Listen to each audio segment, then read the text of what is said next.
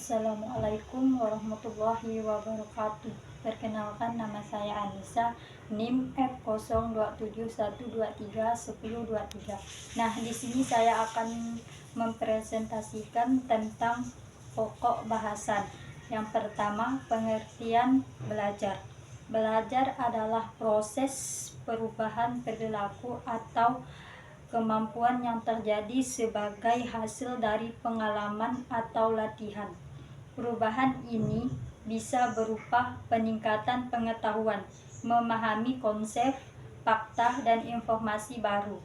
Nah, peningkatan keterampilan, kemampuan untuk melakukan tugas atau aktivitas tertentu dengan lebih baik.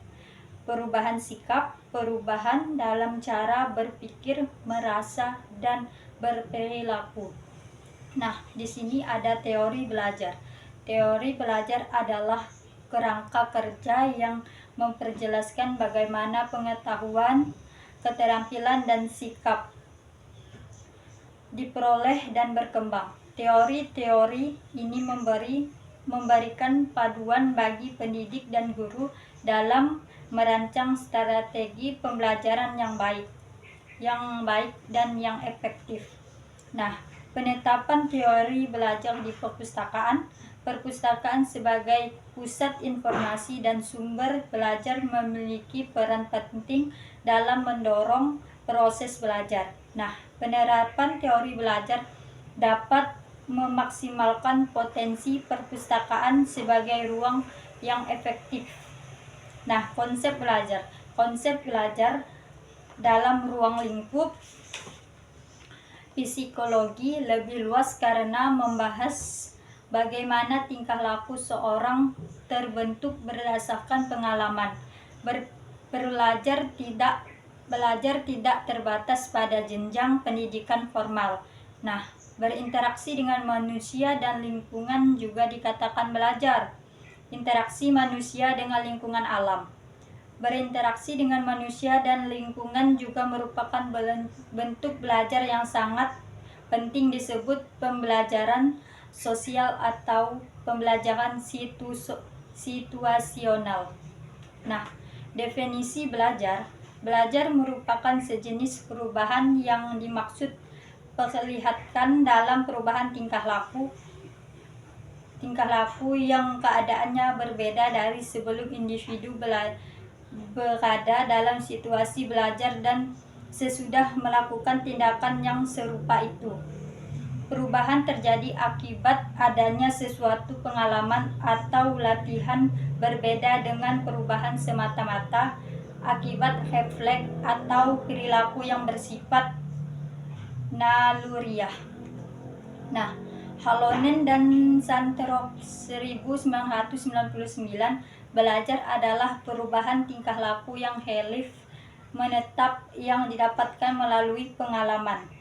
Nah, William 1998, bahwa belajar adalah tujuan yang terarah. Belajar berdasarkan pengalaman yang mempengaruhi perilaku dan semua jenis pengetahuan yang dimiliki oleh individu, yang meliputi pemikiran, pengetahuan, interpretasi, ide-ide, dan membawa perubahan yang relatif permanen.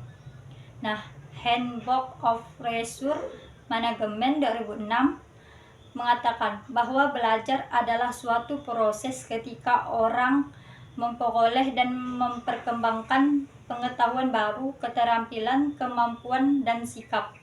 Nah, Howard 1995 mendefinisikan bahwa belajar adalah hal penting, proses kompleks yang mempromosikan adaptasi kita terhadap tantangan lingkungan. Nah, teori conditioning klasik Ivan Petrovich Pavlov 1849 sampai 1936.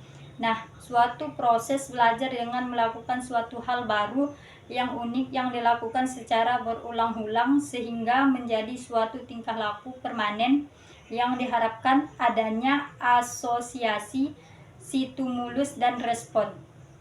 Nah, aplikasi teori di perpustakaan. Upaya meningkatkan kenyamanan bagi para pengunjung dengan mengubah paradigma perpustakaan sebagai tempat yang menyenangkan memiliki banyak manfaat. Nah, prinsip belajar conditioning klasik. Penghapusan hilangnya respon dikarenakan tidak adanya rangsangan. Pengulangan spontan, munculnya kembali respon yang telah hilang dikarenakan adanya rangsangan lama yang timbul kembali. Nah, generalisasi menganggap semua hal yang menyerupai sebagian yang sama, sehingga interpretasikan sebagai hal yang sama pula.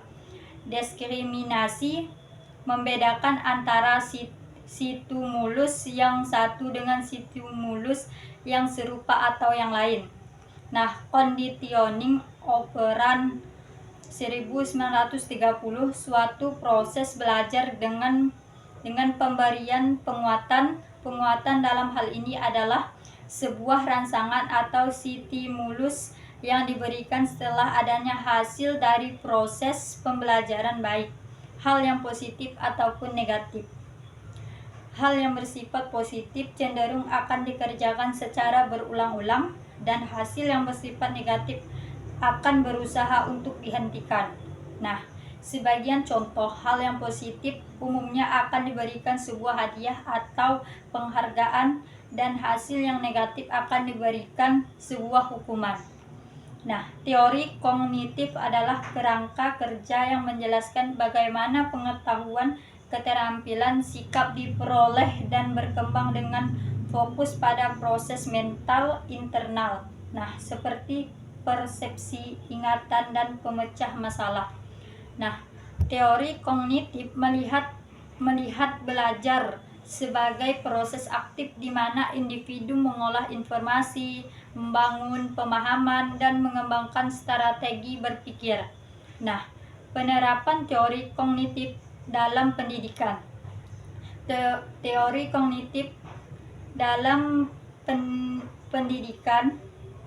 Nah, pembelajaran berpusat pada siswa. Teori kognitif mendorong pembelajaran yang berpusat pada siswa, di mana siswa aktif terlibat dalam proses belajar. Nah, strategi pembelajaran aktif. Metode pembelajaran seperti diskusi kelompok, pemecah masalah, dan pembelajaran berbasis proyek mendorong siswa untuk berpikir kritis dan membangun pemahaman. Penggunaan peta konsep. Peta konsep membantu siswa untuk mengorganisasikan informasi dalam membangun hubungan antar konsep. Nah, pembelajaran bermakna. Guru berusaha untuk menghubungkan materi pembelajaran dengan pengalaman dan pengetahuan siswa sebelumnya. Nah, metakognisi. Guru mendorong siswa untuk merenungkan proses berpikir mereka dan mengembangkan strategi belajar yang efektif. Sekian, terima kasih. Wassalamualaikum warahmatullahi wabarakatuh.